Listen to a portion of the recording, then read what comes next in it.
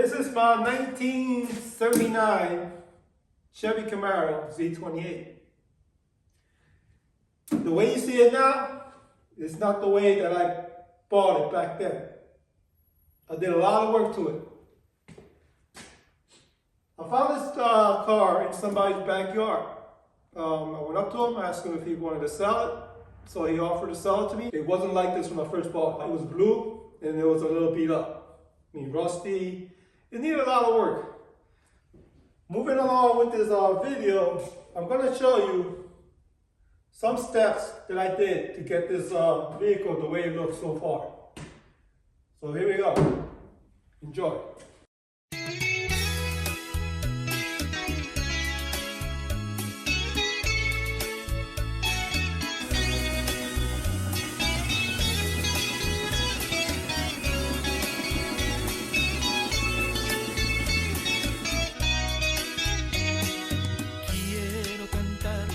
Una linda canción de un hombre que me transformó. Quiero cantar una linda. So I'm going to show the view of the hood so you can see the integrity. I removed all the paint, brought it down to bare metal, but just overall showing up the hood that it's not in bad condition. And here's the fender. Surprisingly, no rust. That's a big benefit. Yes, the door is a bit, to cut that off and weld it. Let me show the front. Same thing, no rust. Around the corner of the wheel well, looking good. So over here, as they bring it down, it seems like somebody one time welded a panel. You see the line, but under here I'm gonna have to cut it out and do another welding patch. For the door, same thing. But overall, this is a 79 original Z28. This is the part of this vehicle that tends to hide a lot of rust, but fortunately this car didn't have that problem. So let me go to the other side, to the left side. So here, same thing. Nice and even, no rust. As you can see. That's why I wanted to make this video. I wasn't going to, but a video is better than words for people who believe the integrity of the body of this car. So on this side, yes, it wasn't that great. When you get back to this lower part, I have to cut that out and weld it. But it's not bad according to the year of the car. All this. As you can see here, somebody tried to fix that. Let's come back to this side, right there, where I'm gonna also have to cut out and weld.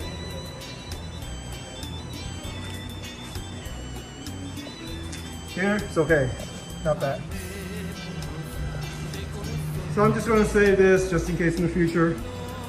I have proof and backing up what I'm saying about the body of this vehicle.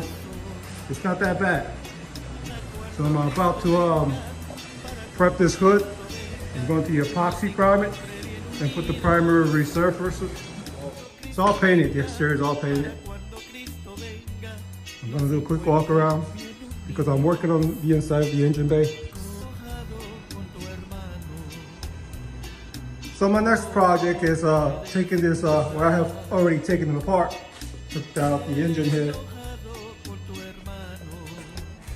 I'm replacing the head gasket. I was told that this engine block was a 350, 350 horsepower. I got the paperwork from the guy that got this engine replaced. It's not original, but he got this engine installed from Jasper Company. So I went through the, I started cleaning up the piston, one of these pistons, and I discovered, yes, it is. Look clearly, on the piston it says 345 horsepower. It's a 0.40 piston. I'm happy with that. I'm gonna continue, get all this done. And after I get done the engine, I'm gonna continue working on the inside floor pan. I started wire brushing the floor. And at the end, I'm gonna apply that PR15. I put a can of that just to protect the metal. So finally, I'm all done with the painting the floor pan. Like I said in the beginning, I applied PR15 and I let it cure. And afterwards, I went over it. I scuffed it out and I applied black paint. So let me give you a closer look on how this all turned out. So this is what it looks like.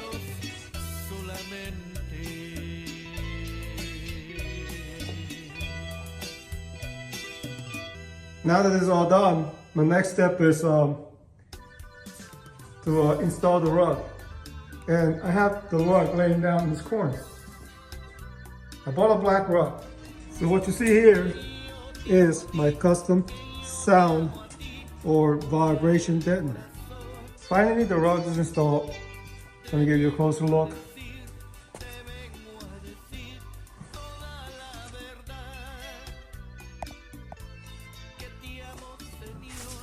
This right here is an aftermarket seat that I bought off of Amazon. Here I have the passenger seat.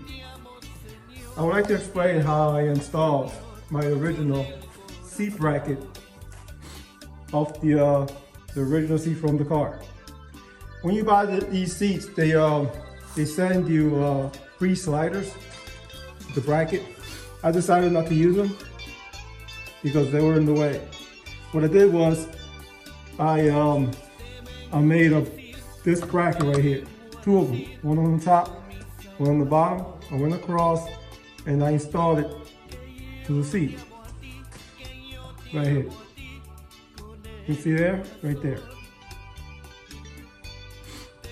And then I used the original bracket from the original seat, and I made holes, extra 4 holes, and I installed the brackets. And going to the driver's seat, they fit pretty well. Not too high up, and they work fine. And that's the way I install my aftermarket seat to this Camaro. So after replacing the rug and lining up the seat, I decided to take everything back off, well, except for the rug, because I wanted to remove the dash. So I went through all the wirings, made sure that everything was okay. I didn't find any failure wiring that will cause any short circuit. So I taped up a few of them and I labeled them. As you can see, when I'm ready to install the dash, it's easy to put everything back where they belong. So I'm gonna paint this black. I found a little pit in the corner, fix them. And the dash, I'm gonna show the dash. I started repairing the dash. There was a crack along here. There was a crack along here. So I had to make a video of it because there's plenty of video on YouTube showing how to repair a cracked dash. So this is just to keep a history of what I've repaired on this 1979 Camaro. Finally, I'm all done spraying down the dash. I'm gonna give you a closer look. I don't know if you remember where my damage was at, but it was just right around here. And also in this corner. So I'm happy with the way it turned out. I can't wait to put it back on the car. I can start putting everything back together. I'm gonna show you what I used to, chemical I used to spray down this dash. This right here, Flex Seal. And I topped it off with the matte clear. Here I have the Camaro instrument cluster. I removed it from the, well, I started removing it from the dash. When I went in, all these pieces that's supposed to be attached to the dash, it comes with the cluster, they were all broken off. So I just pulled it out and decided to make my own L-shaped bracket out of aluminum. So they're on there loosely for now. With the boat, I can move them around. So I'm going to try to fit it on the dash and line it up before I decide to make the hose that goes up here, where this is gets attached to when you install it to the dash. And I'm also replacing the this back piece. It goes back here. The circuit board. As soon as it comes in, I'll have it all installed. I also painted this part of the dash. And the steering column. So I have the rest of the individual parts on the table that gets connected to the dash. So my next section of this video will be when I install everything back together. So this is what I've been doing to the inside, to the interior. I'd like to make a video just to keep track of what I have done to the inside of the car. I forgot what this inner corner panel is called, but I ripped off the old one. And let me give you a view of what I have done to the passenger side. I'm showing how the dash, I replaced the dash and everything else, that all the sections that go with it. So now, what I was doing is I was placing this this panel. I did the passenger side.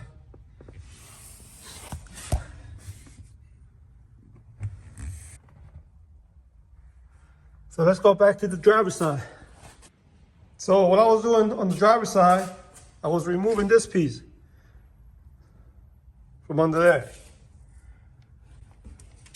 It takes a lot more to take things apart than the passenger side, but it can be done. So here I have the new piece. So I'm going to replace the driver's side kick panel. And before I do that, first, I'm going to apply some of this black sealant. It's rubberized. So I'm going to apply it to all around this outside area. So it will control it from any water coming into my floor pan. So this is what it looks like. It doesn't look pretty, as long as it works. I also apply it to the kick panel. Got it all installed. It took some time, but it can be done.